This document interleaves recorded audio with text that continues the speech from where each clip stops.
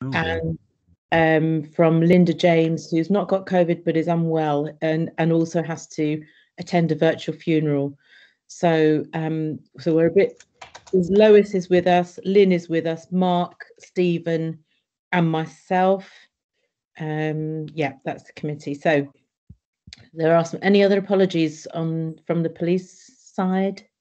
No, I'm joined today by a few very, very capable people. So Andy Elliott was gonna talk about the bid process, which is item E. Yeah. So obviously Andy wouldn't normally join us, and then you've got the usual of Rich from PSD and Chris Keeley from Comms. Lovely. Welcome everybody. Thank you so much for coming. Is there any urgent business that we need to put on the agenda? No. The only thing I might want to add is just a bit of an update of our discussion with Mr. Matthews this morning. But I mean, there's not a lot to say, so I might as well say it now. That we're just very, very glad and very thankful to Mr. Matthews for coming to talk with us and have a good discussion, I think, even though we didn't always agree. But it was a good discussion, and I think we've agreed that at least we're going to try and work together in a constructive way. So thank you. Just wanted to say thank you for that. Are there any declarations of interest? No. So should we move to the minutes of the meeting on the 18th of June? And I know that Mark wanted to express something about the accuracy on page 2 of the minutes. 2. Yeah. Thanks, Polly. I'm going to switch my camera because from time to time you're all sounding like Daleks, and I find that if I switch my camera off, you sound like page 2 in the section 13 dash. Oh, Mark is cutting out quite a lot, isn't he? He is. Either that or he's acting slow motion. I'll switch my camera on. Yeah. Let's see if that works better. Is that any better?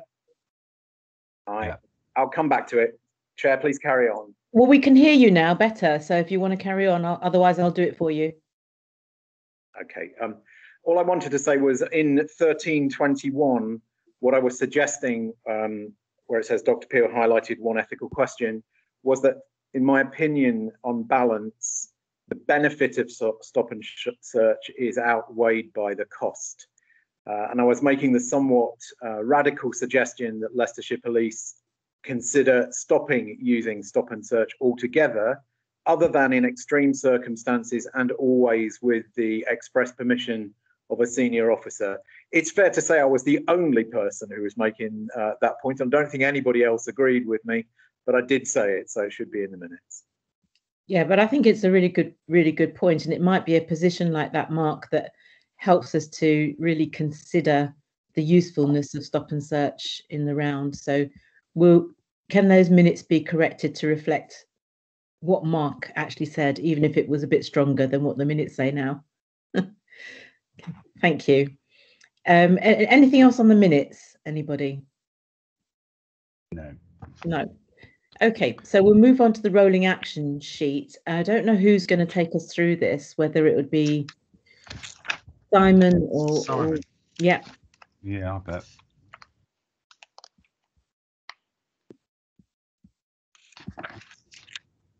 Sorry, just bear with me, just on a single screen here.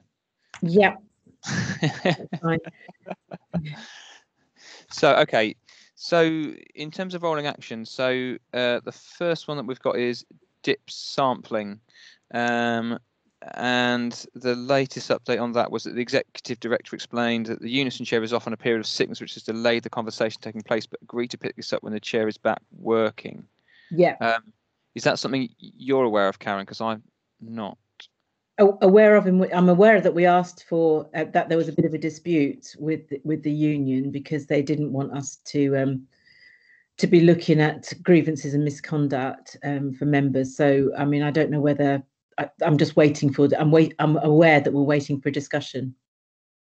Can I add a bit to that, Karen? Simon, just for your benefit, because I know you're obviously catching up on this journey. Chris Hanrahan has just come back to work after quite a sizable period of time off.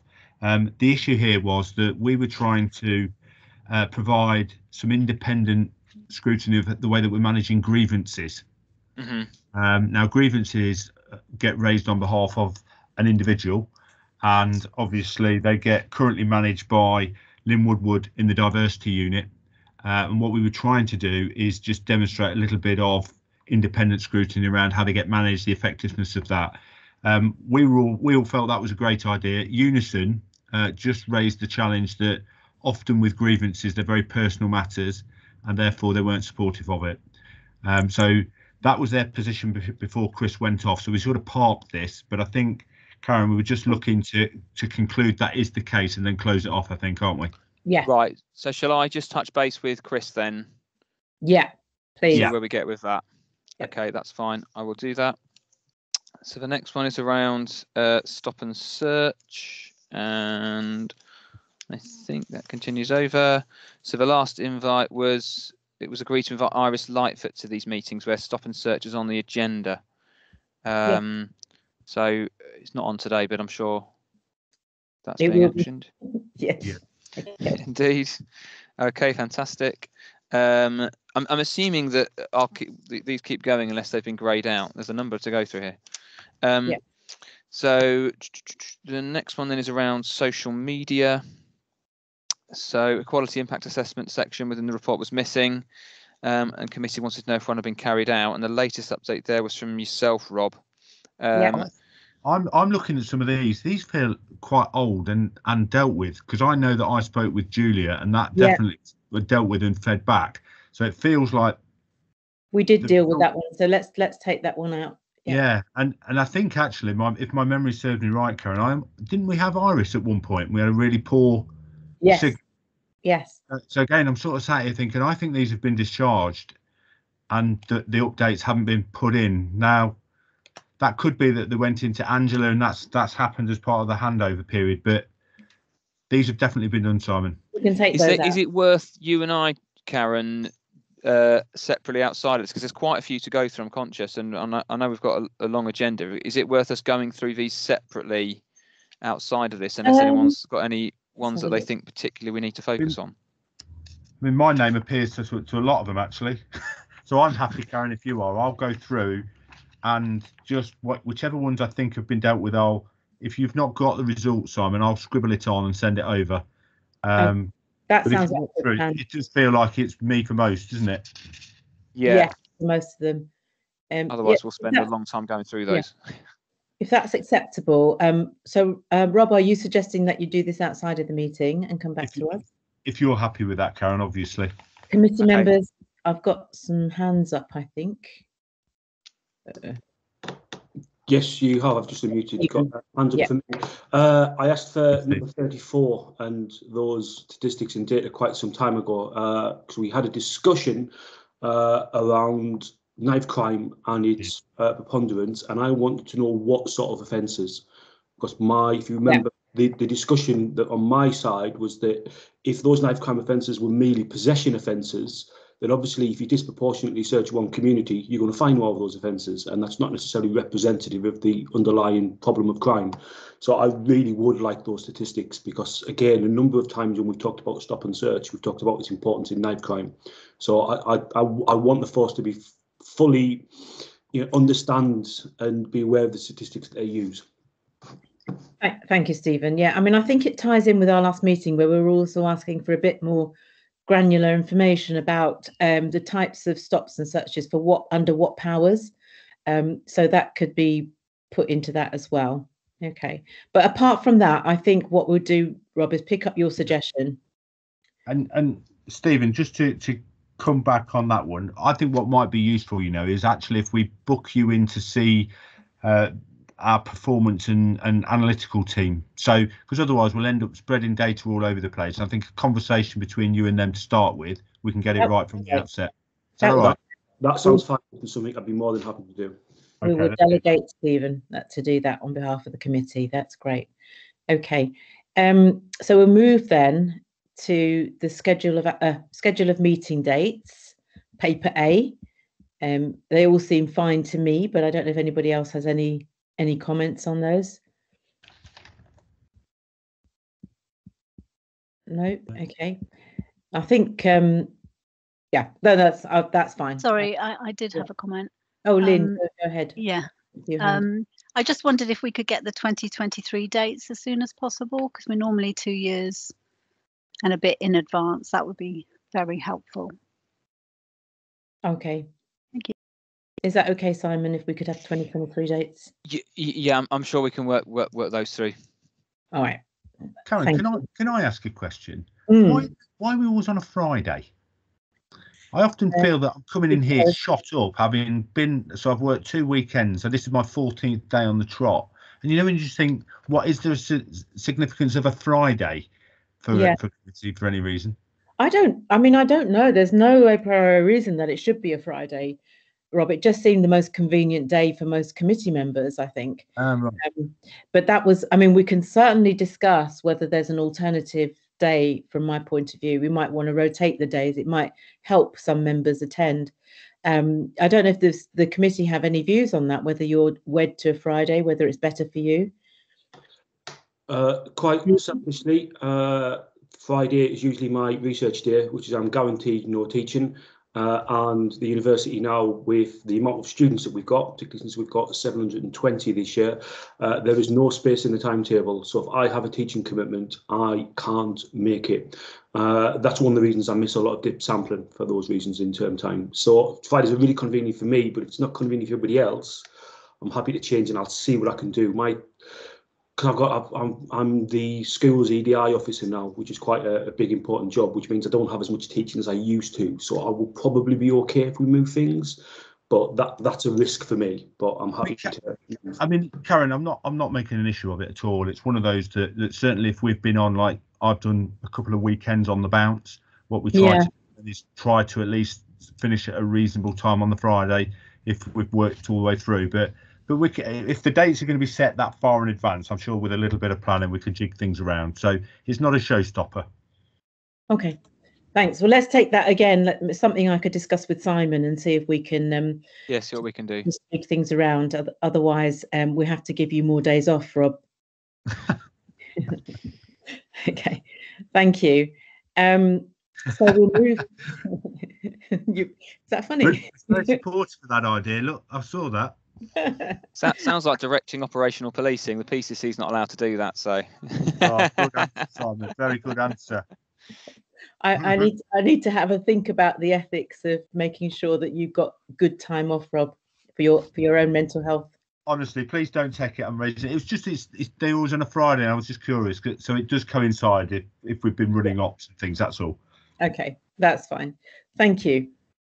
We're now going to move to substantive paper on equality, diversity and inclusion, and there were 2 other papers that went with this. There's the strategy and there was the Macpherson report 22 years on.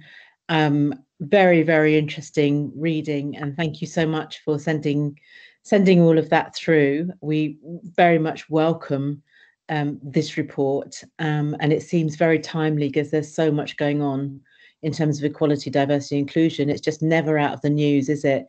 With the racist abuse of footballers and the Me Too movement and Prince Andrew. It's just it's never out of the news. So it's really important, I think, that we, the police, are responsive to community feeling around this, and also making sure we're all prepared for what's coming, and making sure that our own workforce are equipped.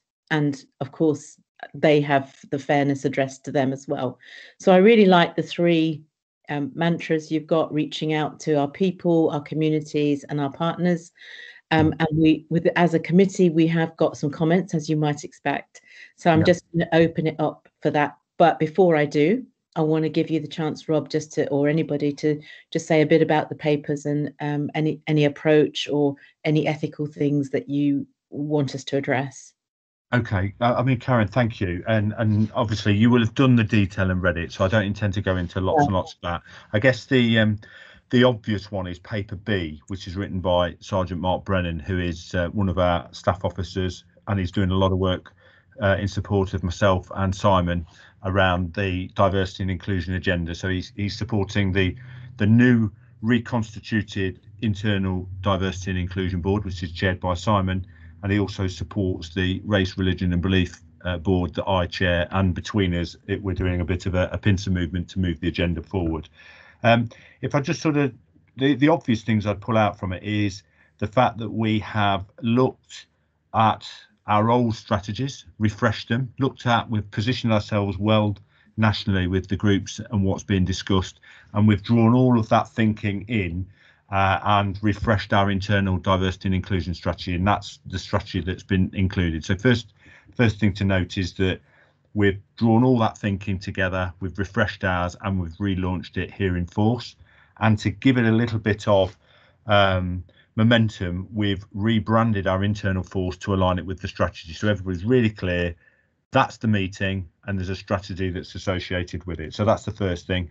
And you will, what you'll also see is that within that strategy we've reviewed our community scrutiny framework, and that's effectively where we've got groups that are linked with the community, that are generally chaired by the community, and offer a role of critical friend around policy and practice. And that can be anything from, like in the last couple of weeks we've stood up a community gold that we have chaired, so that's about providing a critical friend and working with us in response to a major incident or a significant event. But the scrutiny frameworks are more rigid, more robust. So things like the Stop Search group is chaired by a member of the community. It's not chaired by us, if that makes sense. So Yes. What we're trying to demonstrate there is a new strategy and the significance we're placing on community scrutiny as part of the framework. If I then go over the page, obviously it pulls out the extracts from the Macpherson report 20 years on. Yeah.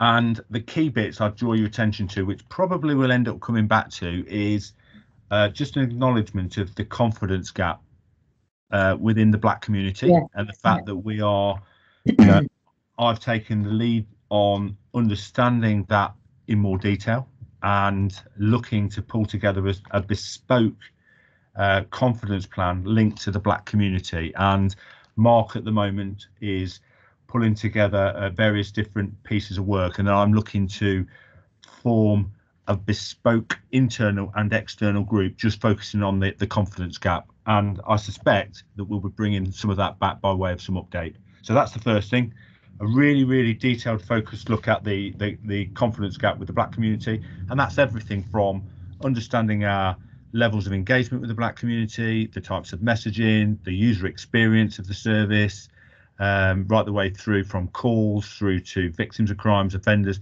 right the way across the board, understanding that in far more detail. Obviously the recruitment, you'll see in there that obviously the report itself praises Leicestershire's approach to recruitment, which was actually really positive to see. Misconduct is the third item that we'd pull out from that, and as you know, we've got Rich on the call. What I think is really commendable, and I know if Rich was on, he doesn't like a bit of a compliment, but the reality is in the last 2 years we've totally reconfigured the construct of our PSD. We've now got one of the most representative PSDs in the country. Every complaint and investigation that's initiated is scrutinised, and we also work very closely with the network. So again, I'm talking on behalf of the good work that Richard's done, but that is clearly something that I draw the committee's attention to. And then obviously Stop and Search, I think we've talked a lot about Stop and Search, so, and if with your permission, Chair, I won't delve into that in too much detail. And then the final one, which I think is actually quite relevant, is around assessing institutional racism. Yeah. Now this is quite an emotive subject in the communities, and we know that there are multiple definitions that are in existence around what constitutes institutional racism. It's a hugely complex area, and generally, having met with the community and sought community views, our position at the moment as a force is that we are sticking with the original definition as defined by the Macpherson report, and that's because of the uncertainty and the ambiguity that's going on around all the other definitions. And whilst that's all being worked through, it just felt appropriate that, given the fact that we've had this definition from Macpherson for some time, and we work on the assumption that we're not complacent and we're constantly looking for ways that we can improve it and continue to deliver on the expectations of the Macpherson report. So that's probably the quick high-level overview of what paper B is trying to illustrate. Thank you so much, Rob. I'm just going to bring Rupert in because he's got his hand up, and then I'll open up to other people. Yes, thank you. Over recent months, I've been hearing the phrase systemic racism being bounced around rather than institutional. I was just wondering, is there I know the definition of institutionalized racism is a movable feast anyway, but what's the difference between institutionalized and systemic? I'm puzzled. Does anyone know?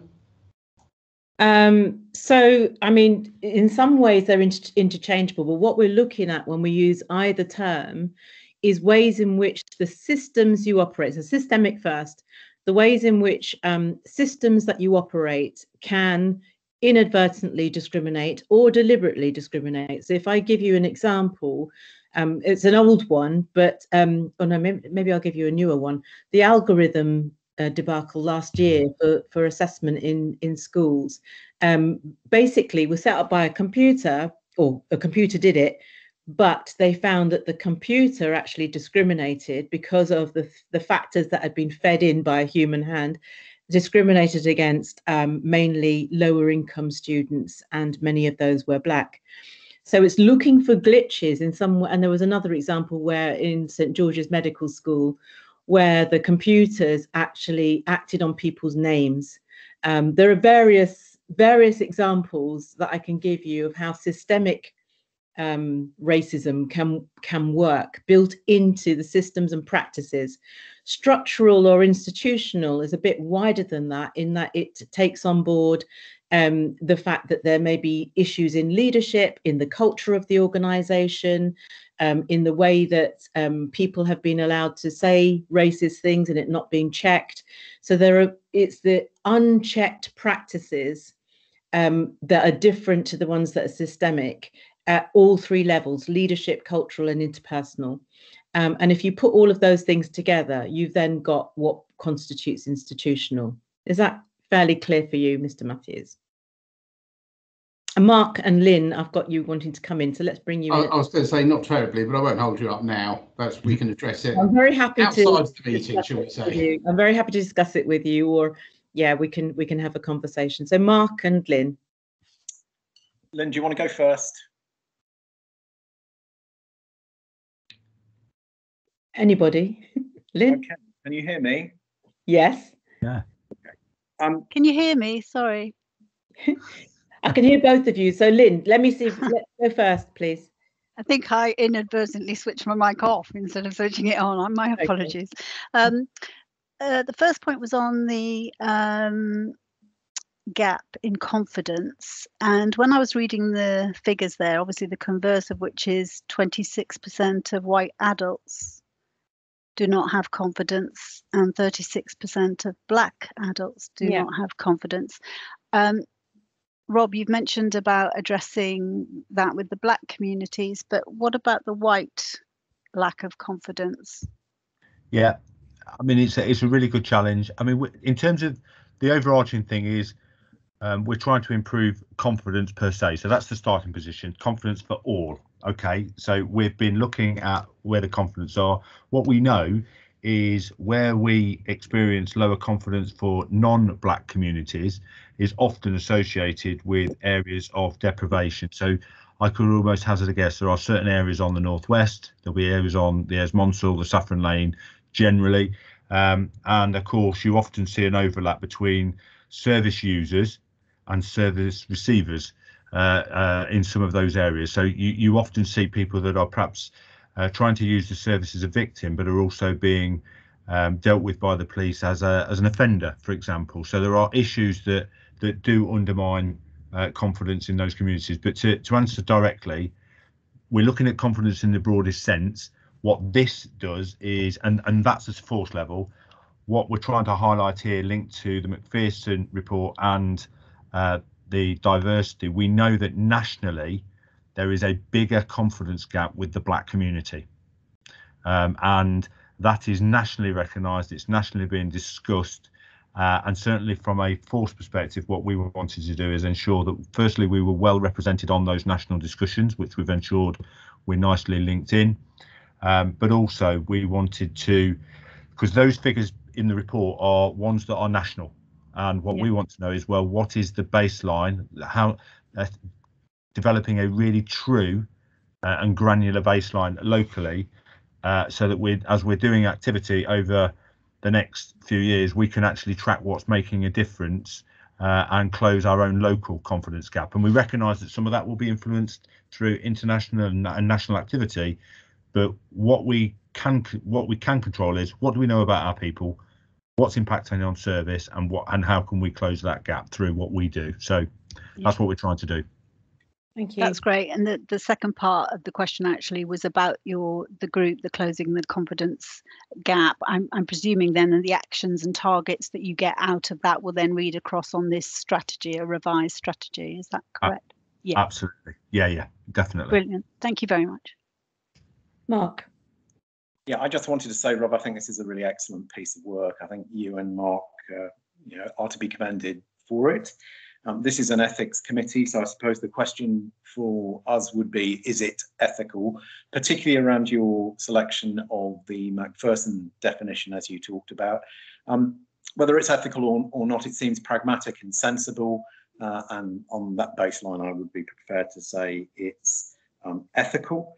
I mirror the 2 points you made about really excellent practice with respect to Leicestershire's approach to recruitment, which I know is known outside of the force, but it's important that we reflect that back to you and say, well done in that respect. And also in terms of the qualities of PSD within Leicestershire Police. We know that directly from our own experience because of dip sampling. It's a really valuable thing that we get out of that exercise. It can be sometimes a little bit frustrating because it's very granular, as you know, but what it does give us is really strong insight into how really forensic PSD is within Leicestershire Police, and the qualities and values that stretch through it, we know directly from our own experience and evidence. So it's good to have an opportunity to feed that back through this committee. One small suggestion, because I'm glowing about this in general terms, and that's in relation to page 3, which is the Our Vision part of diversity, inclusion and fairness. Might be worth consideration, rather than that just being a plain statement it's very clear and it's very well written, but it's a little bit sterile. It would be an opportunity for yourself, Rob, or the Chief Constable, perhaps in concert with the PCC, to make it slightly more personal. This is our vision. This is how we're going to lead this vision. And I think that does give it a bit more power than it currently has. But overall, this builds on really good work that we've seen as a committee over the past few years. I think it's in tune with the best of policing models of best practice. So, well done. Brilliant, thank you. And Mark, I've scribbled that feedback on the strategy, so no doubt we'll come back and revisit that. And I'm glad that Richard's got his camera off, because I know he hates a good bit of compliment. So, Rich, soak that up whilst you're invisible. All noted, thank you. Okay, so if I might just add a couple of comments, Rob, and I hope that they're still complimentary. Is that you warming me up? Yeah. And just to follow on from Mark's point, I as well as I thought as well, the vision and the purpose were fine, but I wanted a bit more. And I suppose what I want, and I'm not sure where it fits, but I suppose what I want is a kind of statement of what equality groups are covered. So if you like, the protected characteristics, and what the sort of top line of Leicestershire Police is for those particular groups. so, for example, if we wanted to say something around sex and sexism, if we wanted to say something around trans, or if we wanted to say something around sexuality, what's our top lines? What's the top things that we what's the vision for each of those areas? Because I think what that does is really connect with those particular groups. Otherwise, we're just talking about inclusivity in kind of an abstract way. Yeah, okay. No, that's a really interesting point. And I know that we've got Chris Keeley on, who is our head of comms. So, Chris, can we pick that up when we next chat? Yep. Yeah, perfect. I'm happy to kind of talk more with you about that. The other thing that I thought, actually, it's a question. So on page, let me just see, what page is this? Page 7. Just under our priorities, you've got a 1.1, which is about the workforce, and particularly from people from a Black, Asian, or minority ethnic background. And then you've got a 1.1.1 about the diversity within our communities by gender, religion and belief, age, sexual orientation and disability. Yeah. I'm just wondering why they weren't run as one, like attracting and recruiting a representative workforce. Okay, that's a really interesting. So, Karen, it's thought that has been pushed back, went on some of the earlier feedback, and it was left as 1.1 and 1.11 to be explicit around the ambition around visible Black and Asian minority ethnic recruitment. Right. So it was the general feeling when this was in draft form was because we want to become more representative. I mean, that is an ambition. Yeah. And if it wasn't explicit to give something to aim for, it was felt that it would become generic. And sometimes in the past, if it's too generic, people lose their focus. So that's why it was separated out. Completely get that. And it may just be, and I agree, that's sometimes when everything is just generic, it's a problem. So there may be just a tweak in wording, which I'll think about and suggest to you after the meeting. And then the only other point that I wanted to make was the implementation roadmap. It's great that you've got sort of things to do for 4 years. But what would be helpful is to map it to the tables that are just proceeding for the 3 main areas. So I had to keep reading back and forth to try and check it against whether all of them had been covered in the 3 priorities.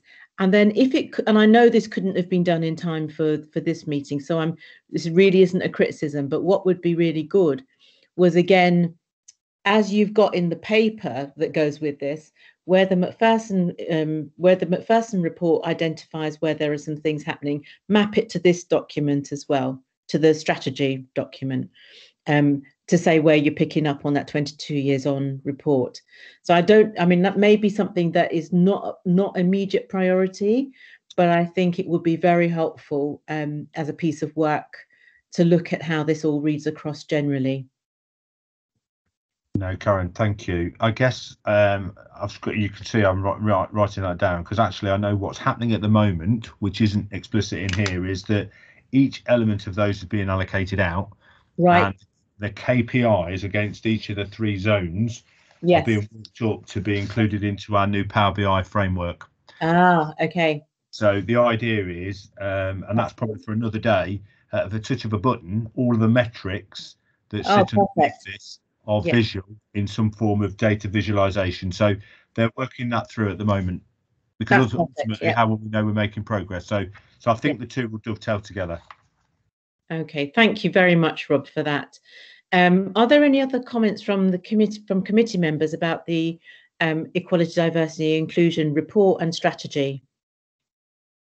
No. All right. So thank you very much for your work there, Mark and Rob.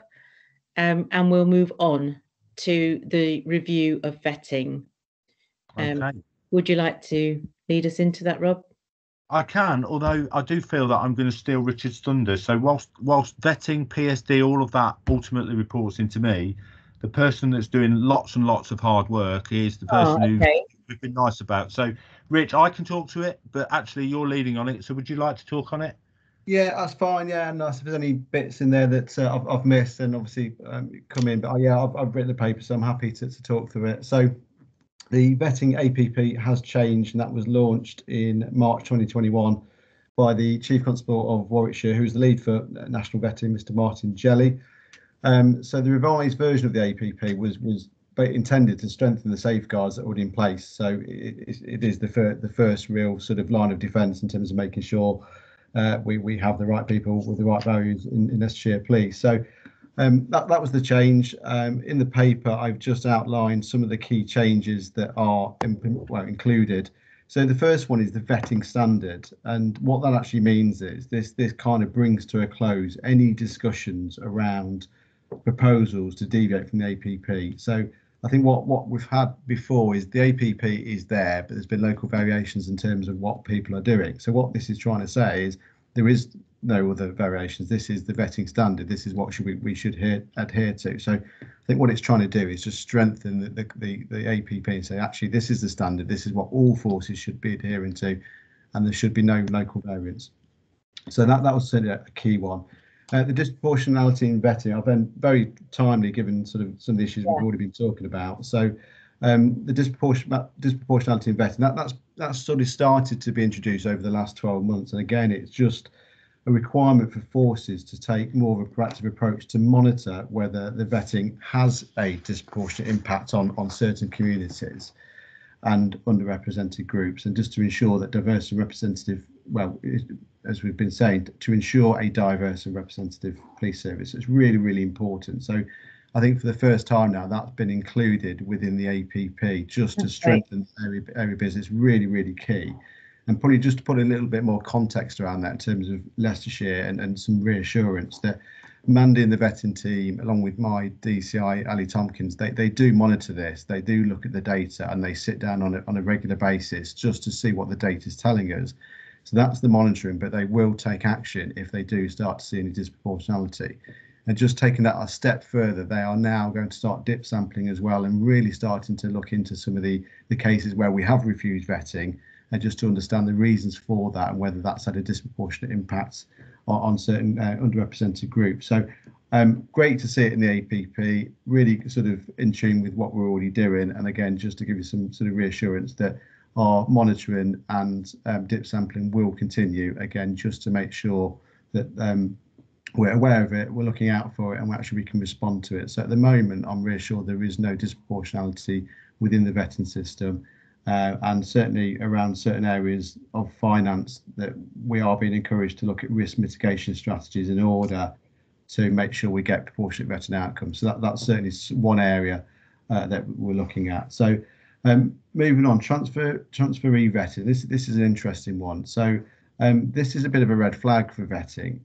So the vast majority of people who transfer forces around the UK are doing it for absolutely the right reasons, but sometimes it can be seen as a way to avoid certain things in other forces. So it is seen as a red flag, which is great, because we're starting from a point of actually we need to have a look further into this individual. And what the new APP is now doing is just giving us that wider scope to look beyond the normal, start looking at performance, sickness, complaints, business interests, notified associations, and corruption intelligence, because that gives us much more of a richer picture now about the individuals. And again, it just safeguards Leicestershire Police. But as I said, the vast majority of people who will transfer are doing it for the right reasons. But again, it's just another safeguard for us. So again, really good to see that's now included in the APP.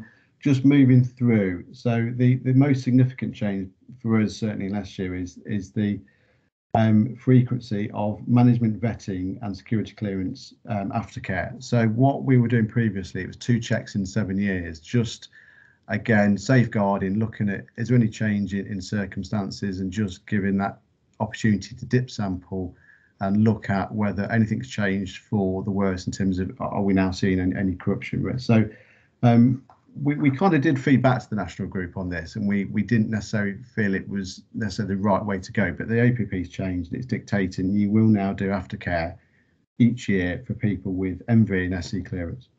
So that's what the APP is saying, and they're very, very clear that the HMRC will pick up on that. So therefore it's quite clear that is the expectation.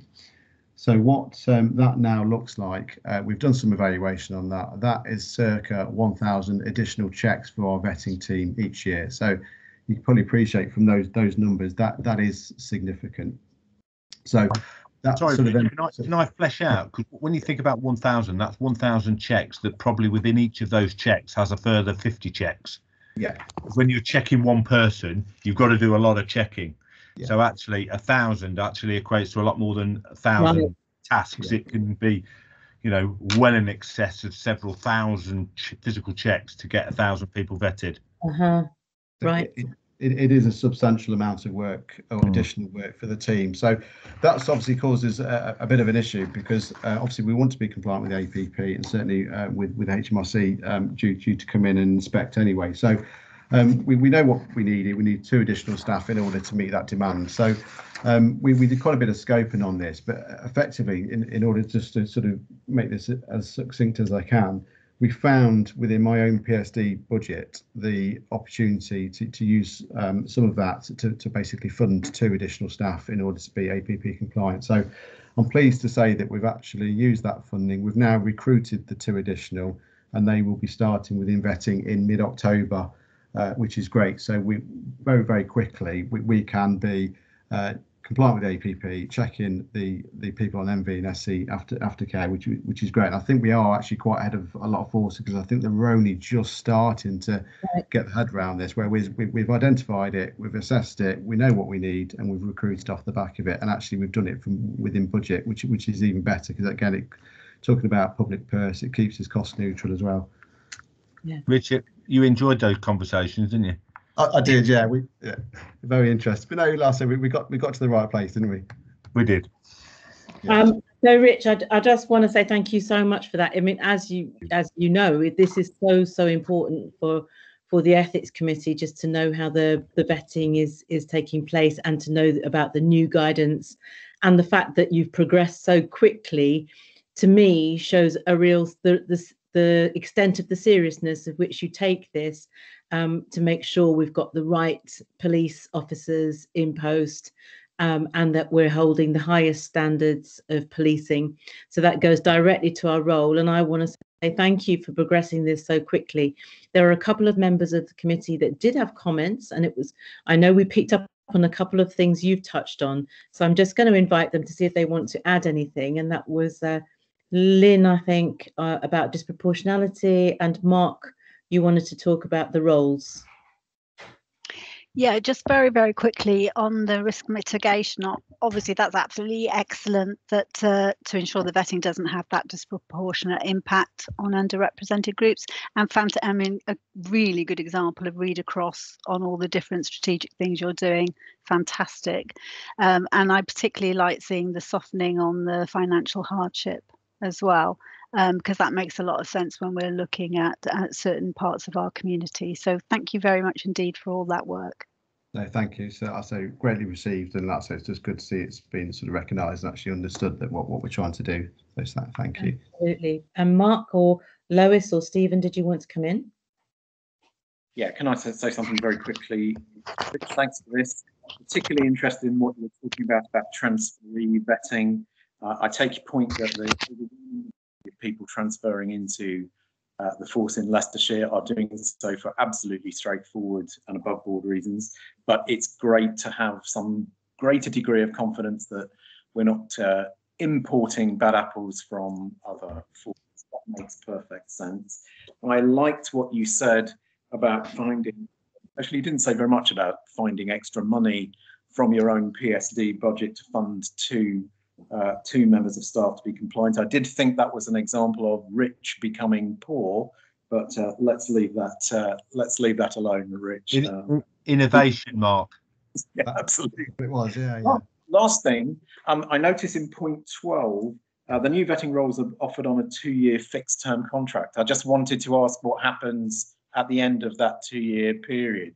Does it fall off the end of a cliff, or is it the assumption that it will be so embedded at that point that you will continue with it? I think what it's doing is giving us some options, because at the moment we were trying to bring in some new software called Corvette. So the vast majority of forces across the UK are using Corvette, and actually that starts to give us some real options around rationalising some of the resources we've got and makes it more efficient. So what we'd like to do is see how Corvette lands, because that could give us some efficiency savings. So when we get to that sort of 18-month, 2-year point, that's where we do an evaluation, because actually we could see some savings at that point. So we're just trying to be sensible by putting it in as a 2-year contract, because actually the Corvette system might give us some more efficiency savings where we don't need as many resources. So it was just being sensible. So it may well we need to continue. So we just need to see how Corvette lands. Great, super, thank you. Stephen or Lois? Okay, great. Thank you very much. That's excellent. I'll move on to the next paper. And the next paper is paper D, which is the external complaints, internal grievances. I think it's you again, Rob.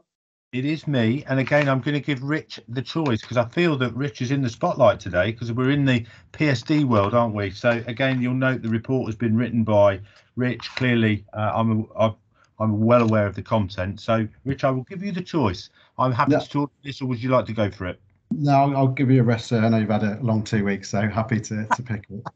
Go on, Rich. Yeah, so the paper just it gives you a bit of a moment in time where we are with complaints. So during the 2020-2021 crime year, we've seen a 36% rise in expressions of dissatisfaction, i.e. complaints. So that's 921 compared to 677 the previous year. That's actually in line with all the other forces. Other forces have seen increases, but much larger increases, and we're just trying to understand that. I think we've got a bit of an idea what some forces are doing, but actually every other force is pretty much seeing the increase, but they've seen much larger increases. So we're not in unusual territory here, and we kind of expected the increase, because when the complaint and conduct regulations changed in February 2020, it kind of broadened out the definition of what a complaint is. So it was no surprise that we would start to get more of an increase in complaints, and that's kind of what's happened. So just moving through the paper. So I've just broken down how do we handle those 921 complaints, and it is quite complex when you start looking at IOPC and the regulations. So I will try and make it as simple as possible, but 37 of those complaints are investigations, and what that means is these are probably the most serious complaints. This is where we've actually believe we've got a breach of the standards of professional behaviour, where we think we might be into a misconduct investigation. They are the most serious. So that's 37. 112 of the complaints, again, more of the serious kind of complaints, because the review body with these is the IOPC. So if you make a complaint, you can go to the IOPC and ask for a review of our investigation. So that's 112. So again, it's the top end. These are the more serious complaints that we receive. And the vast majority, 535, are handled where the review body is the Office of Police and Crime Commissioner. So 203 of those were resolved outside of Schedule 3. And what that means is outside of Schedule 3, again, is really low level, where we can actually deal with it there and then really quickly. There was no review option for the complainant. But again, we have to be really careful with this in terms of making sure that people fully understand what their rights are and what their ability is to review. So it's around 22% of the complaints outside of Schedule 3. A lot of forces are slightly higher than that, but I think they're drawing in more of the complaints that CMD or other areas of the business might pick up. So we are comfortable with that. And again, it's just being about right with people and making sure they have actually got a right to review if they want it. 34, very low number, are withdrawn or there's no further action, and there's numerous reasons for that. So off the back of a significant increase in the complaints, actually overall timeliness for the complaints is now improved. So we're now averaging 52 days to deal with a complaint from 89 days. So better service to the public, and that's particularly pleasing given we've just come through some significant restrictions with COVID and lockdown and the increase. So that's particularly pleasing. But I can sort of say the reason for that is we did a significant reorganisation of the department in early January 2021. Where we've aligned more of our resources dedicated to complaint handling, which actually has reduced the time to finalise the complaints, which is really, really pleasing to see, which assists in maintaining public confidence and satisfaction. So that realignment of resources off the backdrop of a big increase has really helped us manage that. So that's particularly pleasing to see. And also, our current live case is around 127. that figure does move all the time because we've got complaints coming in all the time, but that figure is the lowest it's ever been in terms of live complaints that we've got. And again, that's suggesting that we're not hanging on to complaints. We're dealing with them really quickly. We're dealing with them really thoroughly. And again, it all goes back to that confidence in the complaint system, confidence in Leicestershire Police, and actually we're dealing with it really professionally. So there is some really good news in there. I know we've got an increase in complaints, but the reality is we're dealing with it quickly, and we're dealing with it professionally, and we're dealing with it thoroughly. And that's also reflected in the numbers of appeals that are upheld, because we don't actually get many complaints upheld, which again is indicative of how thoroughly we are dealing with the complaints. Again, that will be picked up through the DIP sampling as well. So the second page of the report is just pictorially just gives you an assessment of where we are. So you'll see that the increase in complaints and allegations is a fairly sustained increase, and that really started to peak last year, and we're not really seeing that drop. So I would imagine we will probably see a continued increase this year. Number of days to log a case, that's dropped right down. We're now averaging 4 days to log the case. Again, really good around satisfaction, because we don't want to be delaying it too long before we actually log the complaint. Again, it sort of increases the dissatisfaction amongst the complaint system, so that's good.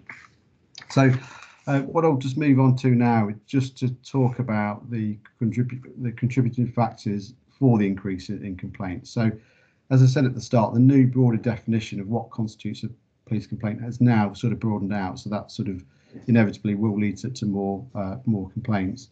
The COVID national crisis, again, has led to some more complaints. So we are tracking this. So we've had just over 80 complaints received since obviously the COVID lockdown began in sort of March, April 2020. So that is directly related to COVID. So that, as you probably appreciate, has led to some of the increase that we've seen.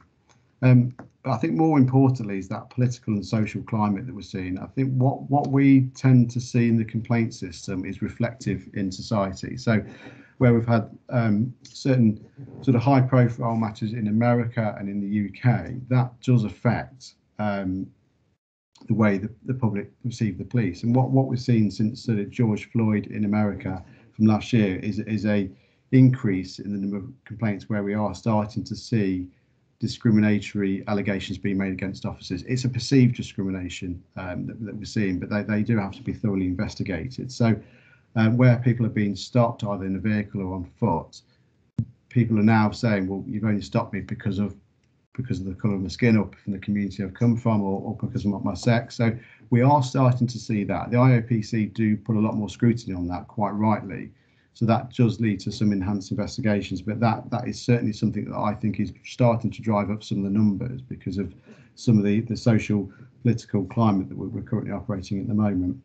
I think also the increase in number of new in-service officers as well, as you probably appreciate, with the loss of officers that we've seen, we're now starting to try and increase the recruitment and actually replace some of those that we lost during the austerity. So I think we are seeing some of the complaints around some of that inexperience, so that's something that we are looking at and we are currently addressing.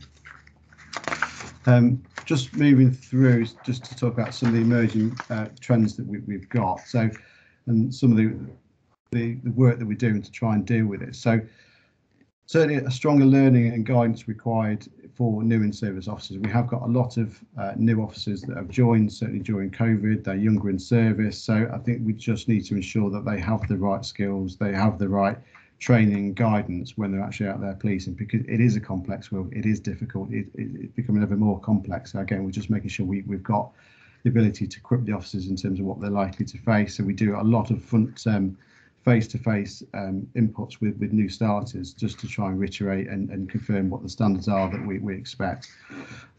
Certainly need for a greater emphasis on how we manage investigations for those new in service, and again it goes back to making sure we're equipping them with the right skills and the right values. Something that does come up quite frequently is around driving authorities. So again, it's just looking at the focus on what authority officers have to drive a vehicle, how they're using those vehicles, because we know members of the public will not tolerate officers driving in a certain way or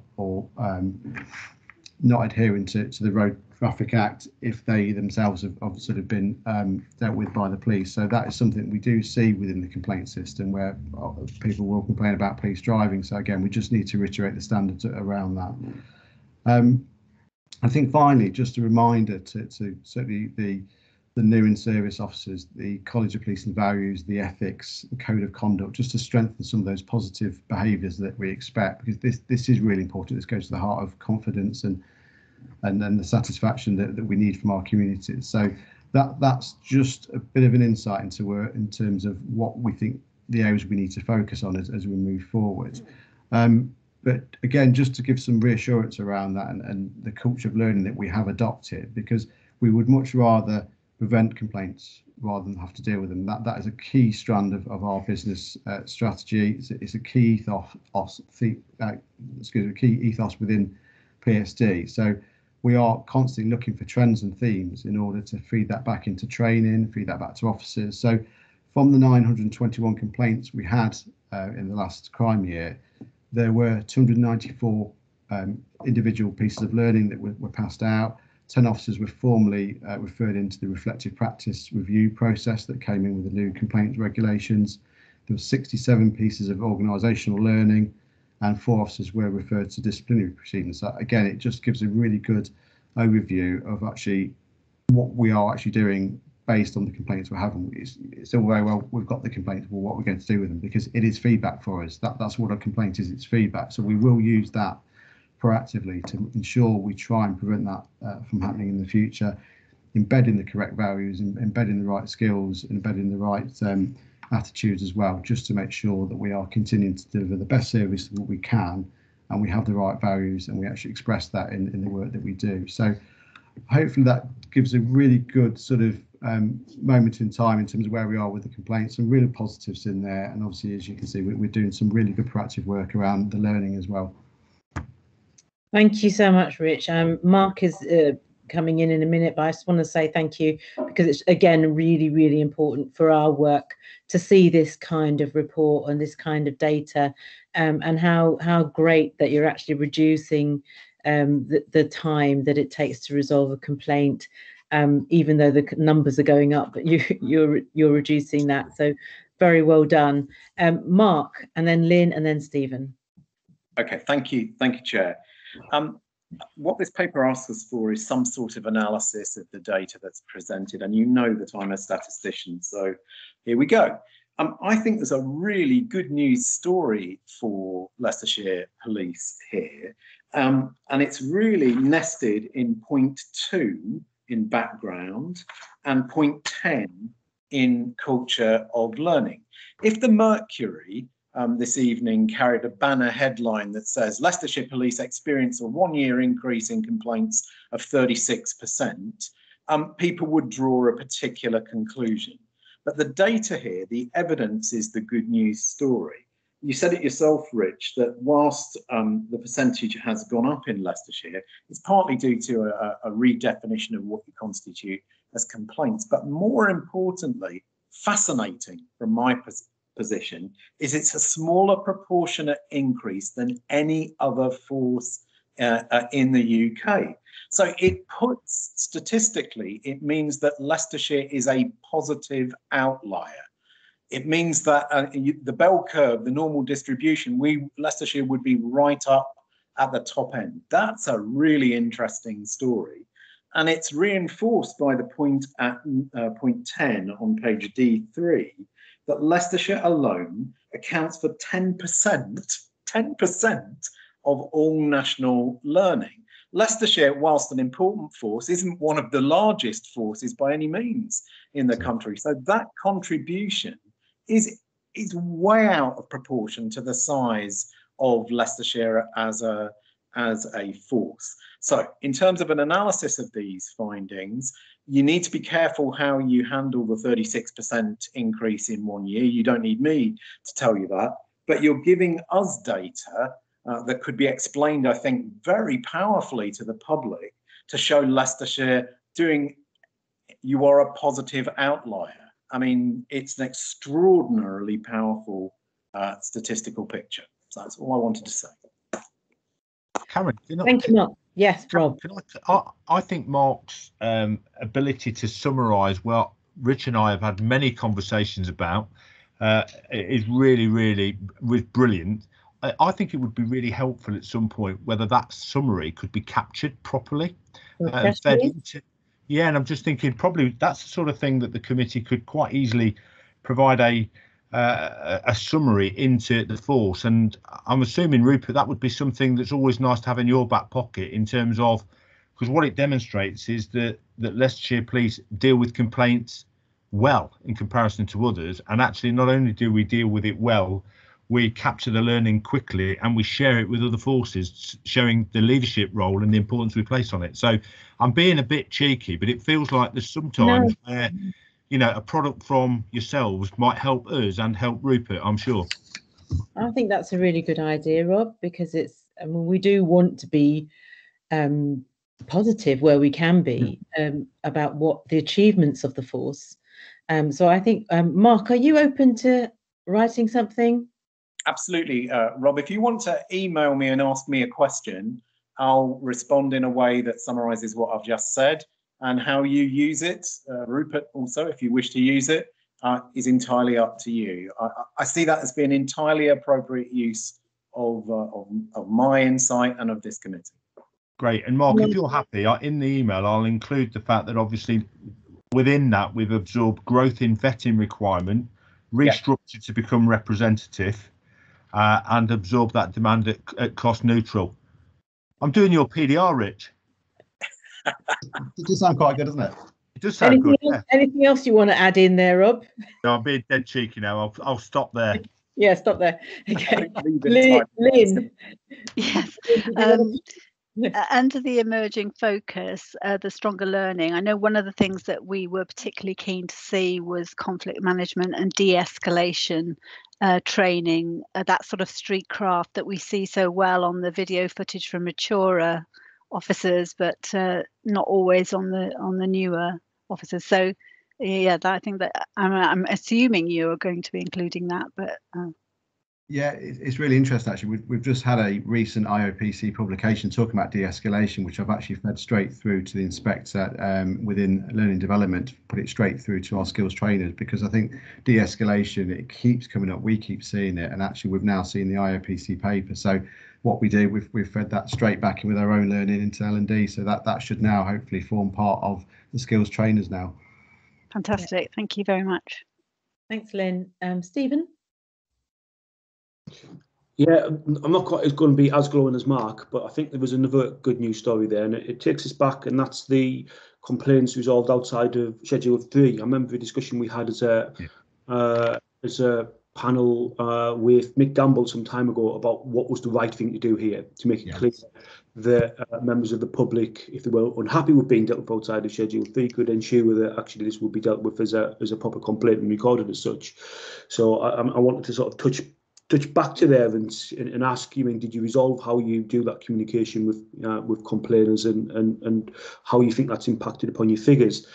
A more, not a caveat, but one that we've mentioned before as a committee, and I'm sure you're all aware of, the number of complaints aren't just going to be about in terms of dissatisfaction, but it's also about the confidence in the ability of the public to complain. And we've talked about the confidence levels of different members of different sections of the community, and I think that's obviously an important caveat to note. The other thing as well, which obviously isn't here in the data, I'd be interested to know, and I don't know if you produce it as a figure, your number of complaints as a proportion of the number of officers you've got. Because the more officers you've got, the more work that's been going on, the more you could expect complaints. So if you've actually got more officers this last year, the last time you counted, actually that's part of the good news story, isn't it? You're doing more business, but proportionately you've got fewer complaints. So I would have thought that would be worth looking at. The one question, you mentioned COVID as a potential source of complaints and might be an increase. The converse of that one could say is that actually you saw as a force, I was going to say reduction in demand, but I don't think that's right. You saw a big change in demand, particularly over lockdown. And therefore, I wondered if you considered how that changed both the nature and the type of interactions you had with members of the public, and how that then might impact upon both the number of complaints and the type of complaints. So I think the COVID situation isn't just a case of, well, people were complaining about COVID enforcement or non-enforcement. I think there could have been other impacts on the complaints process, I mean, much broader than that as well. Yeah, I mean, just sort of going back to the inside outside of Schedule 3, what we've decided to do is take sort of moral high line with this, and we will tell people that they have a right to review, because I think with this particular issue, the IOPC were not very clear with us, and they've almost kind of left it to us to make a decision. And when we've spoken to other forces, we've got a real variance in what they will tell people, but we think it's absolutely right to tell people they have a right to review, and if they don't want it to be outside Schedule 3, we'll deal with it inside. So we're really comfortable with our position, because actually I think ethically we're absolutely where we need to be, and we'll continue to do that. So we have resolved it internally. I think what I've come to understand is we're doing the right thing, and actually it's reflecting the fact we are slightly behind other forces, but actually I think we've got the right level. So absolutely on that one. And we will sort of for next time we're asked to sort of prepare the data, we can include the percentage of complaints versus officers. There's no issues at all with that. Just in terms of COVID, we have done some analysis around this just to try and understand it. So what we found is that there was quite a number of complaints where we have had interactions, and it's officers were not maintaining the 2 metre distance, they're not wearing the masks. That was quite prevalent within the complaints. And also what we also found was existing neighbour disputes or existing pockets of ASB were being exacerbated by people using COVID to almost get one over on the neighbour again. So we were starting to see some different dynamics around neighbour disputes, and then we would sort of become involved, and then you'd maybe get some dissatisfaction because the complainant we're not happy the way we dealt with it. So that was quite an interesting one. But yes, it did change the way we policed in terms of what we were going to. House burglaries reduced, but other things like ASB started to increase. So we have done some analysis on that, and I think the COVID complaints have slowed down now. So I think we'll probably have another dip sample again and just have a look, see if there's anything in there that we can understand, which might help us in future. So those bits. Was there anything else I've missed, Steve? Just the confidence points, but there's nothing you can really do to address that. It's just a recognition that sometimes an increase in complaints actually isn't a bad news story. It's a good no, absolutely. Yeah. It feels as if members of the public are open to make those complaints. Yeah, I think again, it's a key thing. We've got to be accessible. We get a lot of complaints through the IOPC website. We go through our own website, so we know people are finding it easy to complain, which they should. That's the whole sort of basis. So yeah, that's good. Thanks, Rich. I've got one final point on that paper, and it's just it's not philosophical exactly, but it's just a thought. Under point 7 on D2, where you've got contributing factors for the increase in police complaints received, I'm sure that all of those things are true. It would be nice to see in a paper, though, perhaps a bit of introspection to think about whether there is anything else, because it could be that there's just more officers behaving badly. It could be, but I'm sure it isn't, and I'm sure there's nothing there. But it would be good just to see that as a possibility, to show that you've had that kind of reflection. But the good thing from what you've said is that you were already thinking about that, and you're already thinking about mitigating. So more dip sampling just to check, looking at trends, looking at patterns to see if there's anything else that's going on. So that you're saying it, but it would be good to see that represented in the paper. Okay. But apart from that, I think, yeah, great. I love this paper, and I love the one before. So can we have more of you, Rich, on doing these papers? Absolutely. Great. Thank you very much. Anybody else want to? Yes, I've got Shirley. Just wondering if we assess commendations at all, whether there's a trend in things that people are pleased about. We do get letters of thanks, and we do document them. And actually, what we've started to do, where we've investigated a conduct matter or a complaint, actually we see some really good practice. So actually, we've recommended people for Chief Constable's commendations and local commendations. So we do it ourselves, but it's absolutely right. We need to balance that out, because actually the work people are doing is fantastic, and it's easy to sort of get drawn into look at all the complaints, but actually there's some good work going out there, and it does need to be balanced with the recognition of that. So we do receive them. Officers will be told about it, but actually what we do ourselves is we are putting people forward for awards and recognition when we see some really good work, and again it engenders that sort of whole thing around doing the right thing and having that best practice that we can disseminate. Thank you very much. Okay, I'm going to move on to paper E, to the bid process. Is this you, Rob? Yeah, I'll introduce it, and then I'm going to come to Andy, who's taken time out to join us, which is fantastic. Just before I do, can I just make just a little bit of an observation on the complaints bit on the back of Rich? We said at the beginning about how busy it is at the moment. Yeah. To put it in context, we're averaging between 1,400 and 1,700 calls for service every day at the moment. Every day. Wow. And when you look at that paper, and you know, you'll be all over the detail. 921 complaints. So each and every day, 1,700 calls for service. Over a year, 900 complaints. So That's actually, very good. Yeah, yeah. So sometimes we can lose sight of the volume of what we're managing and the complexity of what we're managing and some of the characters that we're managing. Yeah. So anyway, that's I think you get where I'm coming from with that. Well, no, absolutely. But I think what it points to, the whole discussion, is that there's a lot more. There's a lot of juice in this that we perhaps, you know, pull out a bit more in the future and just do some more investigation into what's happening, you know, by types of complaint or by against who, at what level. Is it the case that there are women officers that get complaints more than male officers? I mean, there's lots that we could actually go into, and it may be something that we can pick up at another time. Okay, perfect. So in terms of, by way of introduction, not that Andy Elliott ever needs me to give him an introduction, but Andy is our head of change, and one of the things that we're working through in the next iteration of change is how we optimize the technology.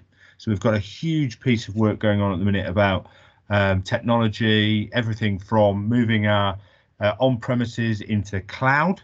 If we can move it onto cloud, we can then start to use artificial intelligence to rationalize, because at the minute we are gathering so much data. We have more data than the national HMRC.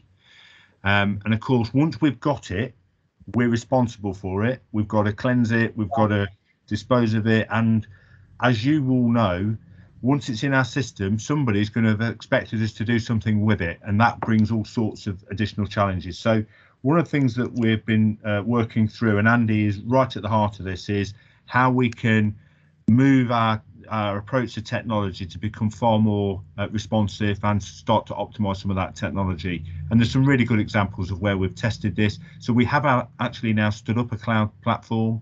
We are putting huge volumes of data into that. What would have taken 2 months to do a load of language transcription was turned around in 48 hours. So there's some really good practice that is developing. What this is a bid that went in to try and provide officers with a richer picture that are responding to domestic abuse. But it was a precursor, one that's a real issue in itself, but it's a precursor to, if you can use it for domestic, you can use it for everything. So if it's okay, Andy, I'm going to come to you because you did a huge amount of work on this and you are right at the centre of what we're trying to achieve. So Andy, the floor is yours, I think. If Karen, you're happy with that. Yes, thank you. Afternoon, everybody. Good afternoon.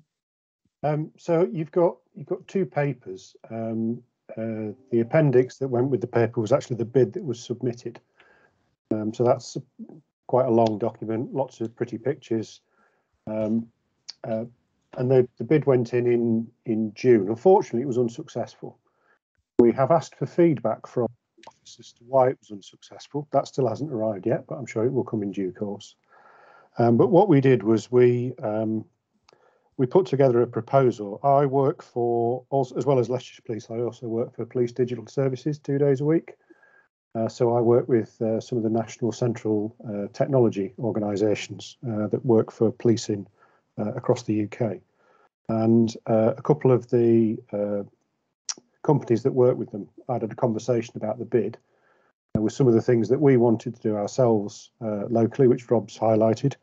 And linked in with the opportunity to exploit the experience and capability that external public sector and private sector organisations can provide us with that we don't have in Leicestershire, to see whether we could put a bid in for some money to develop a cloud-based application which would use a data lake of information of our data from Leicestershire Police and also partner data to then provide a number of logic algorithms to run across it and present that as an application on the mobile phones of frontline officers, particularly in association and related to domestic abuse.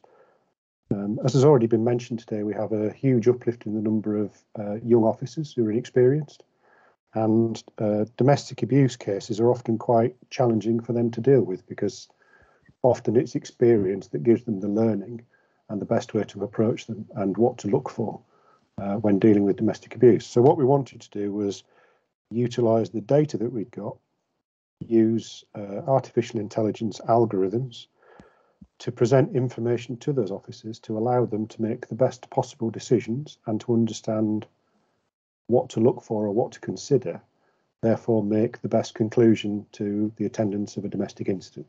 So that was the driver really for the bid.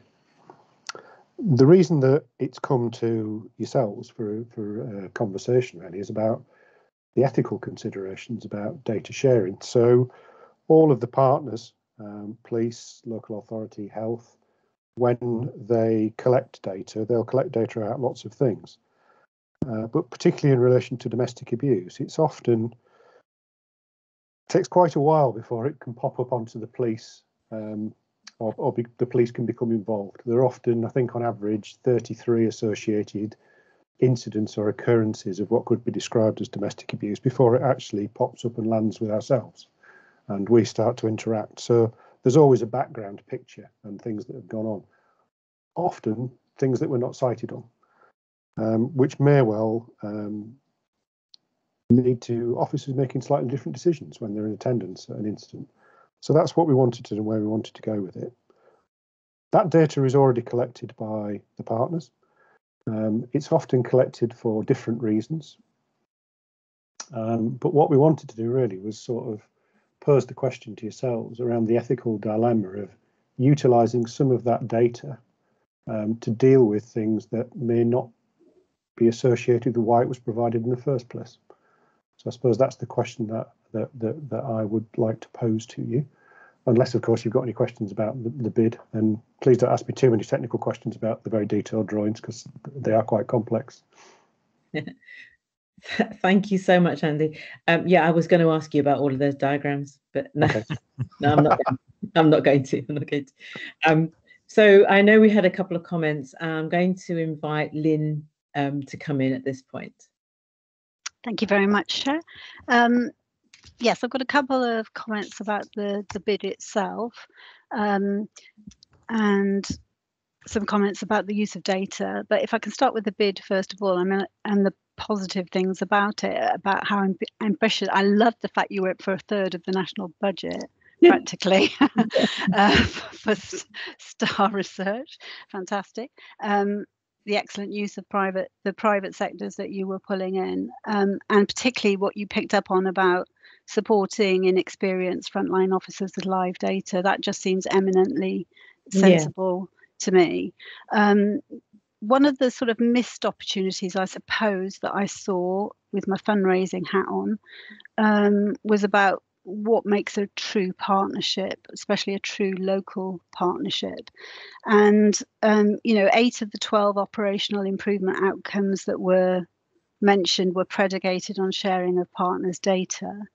But there was nothing in the budget, or there's nothing certainly explicit in the budget to show any capacity building into local partners to make sure that that data is accurate and complete and reliable. So I do think that was a bit of a missed opportunity there. In terms of working with the ethics committee, I'd also prefer that future bids come to the ethics committee for ethical discussion, if you like, before they're submitted, not after they're submitted. Now that might have been a huge, a pressure on timing. I know what it's like with fundraising, but it would have been good to have seen it in advance, I think, because then we could have given some feedback. And then in terms of the actual use of data, I think you've picked up on that sharing of partners' data and why they were collecting data in the first place, you would need explicit consent from subjects to change the stated purpose of the use of the data. I mean, that's clear in GDPR.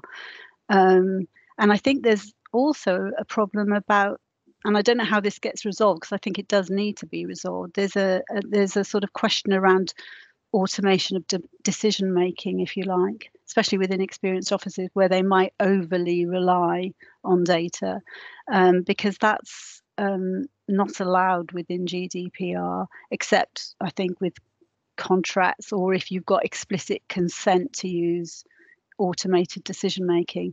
Now, I know that was part of the mix, but do you know what I mean? If somebody inexperienced was looking at a lot of data, that might push them a certain way, especially if he's looking at profiling. And those are my comments. Thank you very much. If I just pick up on some of the ones, I would love to have asked you about feedback before we put the bid in. That bid was put together in 17 days. I come from the world you've experienced. Yeah. I do know how hard it is. We got sight of it very, very late. So we were really fortunate, to be honest, to have people from private sector who were willing to put the time and effort in a short space of time to put the bid together. On the automation of the decision making, I think what I would say with that is what we were looking to do was get the app to actually provide the data that the officers may not consider or may miss. So it wasn't necessarily making the decision for the officer. It was almost like a digital aid memoir to sort of say, have you looked at this? Have you thought about that? Did you know that this information was applicable, that was being collated from these organisations? And it was just to kind of give a fuller overview of data or what was there in a snapshot. Yeah. Because I suppose the officers there are making a decision based on what they can see or what they're told. If we can provide them with more visibility of where there may be other data, that may well help them in dealing with the incident at the time. But no, that's really helpful. Thank you. Okay.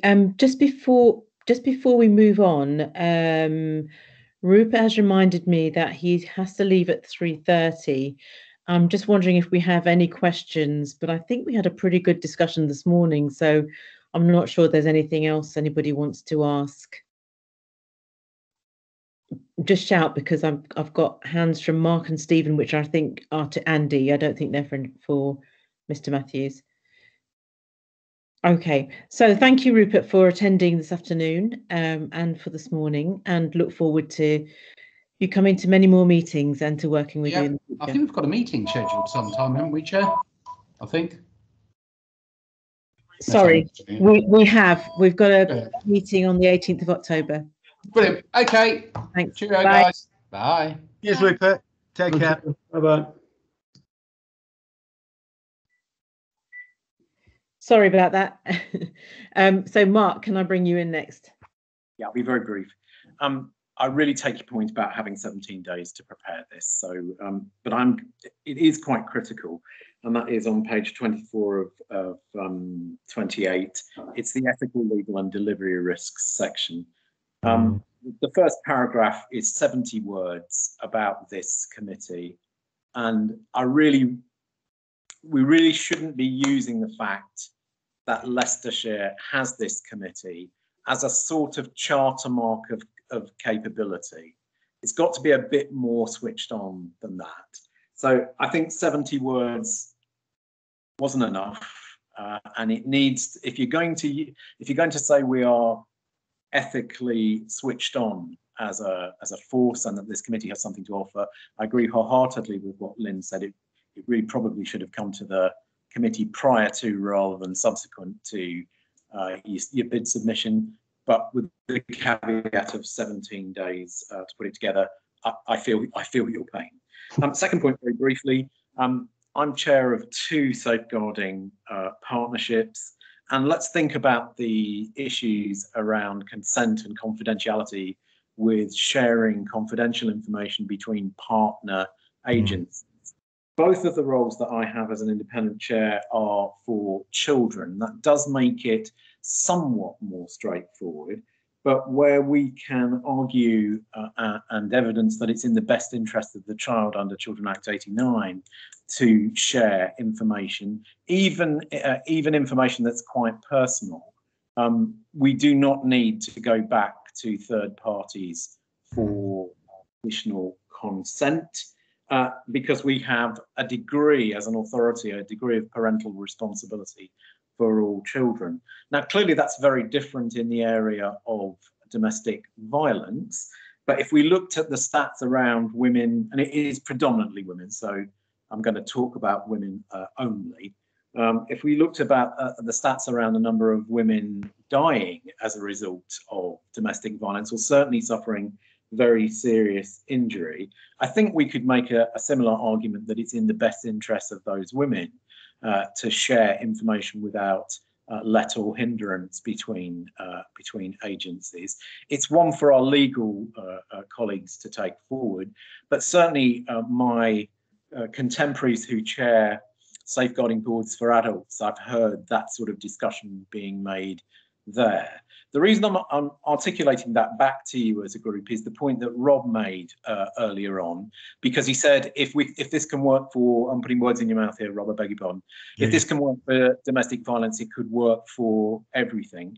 I'm not sure that's necessarily true, because I think the further we get away from groups of people, very vulnerable groups like looked after children, children with disability, adults with learning difficulties, people subject to, very serious attacks, which may result in loss of life and direct injury. The further we get away from that, the more the issue around confidentiality and consent becomes, it's not paramount, but it becomes greater in people's minds. I think this is a really complicated area. I should have started off by saying, I'm sorry you didn't get the bid. I didn't realise it was quite such a big proportion of the national budget. It'd be really interesting to see what feedback you get in the non too distant future, hopefully, around what they liked about the bid, what they didn't like about the bid, anything that helps you in future take this forward, because it's a really, overall, despite my criticism, it's a really interesting piece of work and it's really well put together. Thank you. Thanks, Mark. Now, Stephen, you had your, I'll ask you to come back in a minute, Andy, if you want to, but Stephen, you had your hand up and then you put it down. Did you want to? And Simon wanted to come in as well. I still wanted to answer a question, but I'm presuming Simon wants to respond to what Mark's just said, so I'd rather let him come in first. All right, thank you. Simon.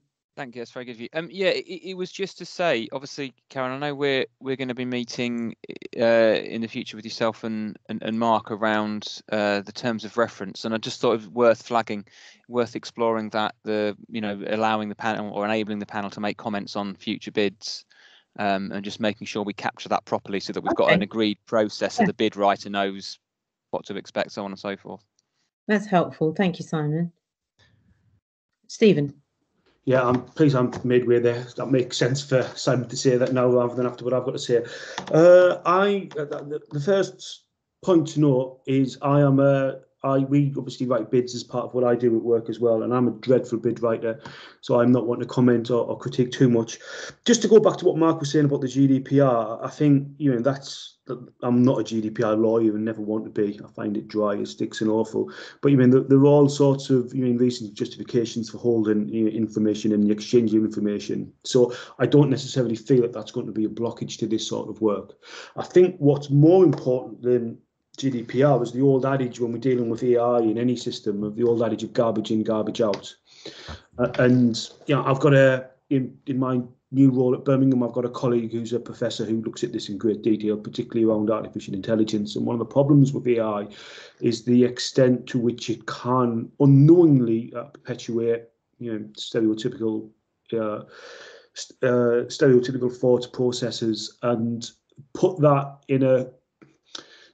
that in a respectable guise. It's the machine telling me this, therefore it can't be discriminatory because machines aren't discriminatory. But if the information you put in is discriminatory, now this is one of the things I was going to come back to about the bid. It wasn't really clear to me from the bid what information was going in and how it was going to be used and what was the AI perspective. And it was interesting to hear that really, in essence, what it's going to be is giving officers on the ground information that they wouldn't necessarily have so that they can make an informed choice.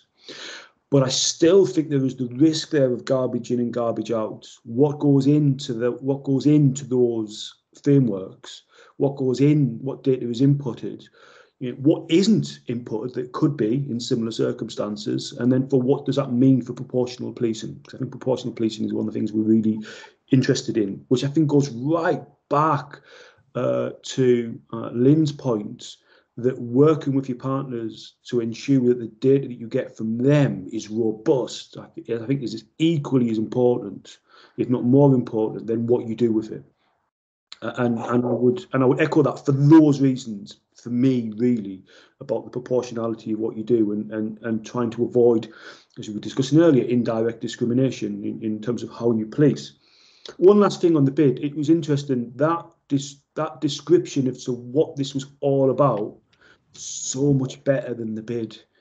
The bid, I was wading through treacle and I wasn't quite sure what on earth was going on. And that's the one thing that we always told when we write bids: clarity of expression and being, it was very long. Did it need to be that long? Because the message was quite straightforward and quite simple. And the aims were really laudable and really important. It's about giving officers the right information and they can make the right decisions on the ground that potentially save lives.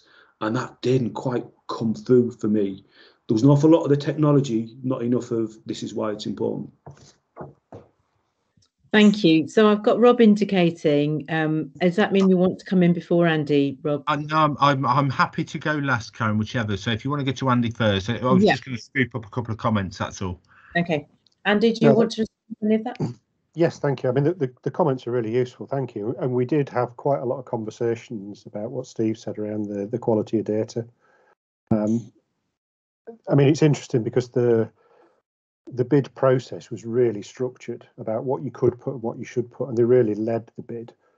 And from the experience that I've had before, I've often had bids rejected because I didn't follow the strict guidelines that they set out.